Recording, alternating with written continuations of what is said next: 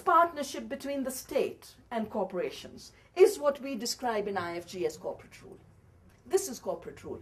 When money power rises above the structures of politics, starts to shape politics, and politics now has only one function: appropriating from the people to hand over to big corporate interests. But there's a second consequence of this. First is, of course, the erosion of democracy in a very direct way. But there's a much more serious consequence of it, and that is to do with the fact that this is exactly what fascism is about. This convergence of power.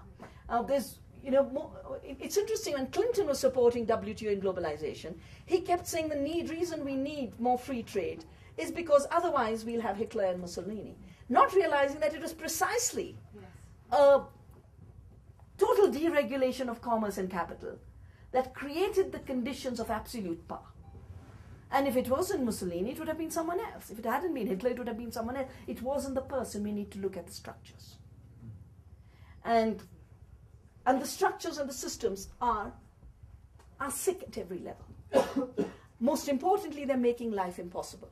I mean, in any way, the environmental non-sustainability was making life non-sustainable for the future.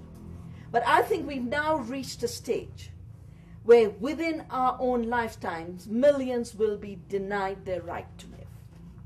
We will witness it. And I think we cannot live in a system in which we allow that to happen. So if you have to deal with a system which is saying you can't live, where, as I say sometimes, we have changed the old inequality of the haves and have-nots into a new inequality of the lives and the live-nots. How do we deal with that? I think the first way we deal with that is basically celebrate life and say we have a right to live.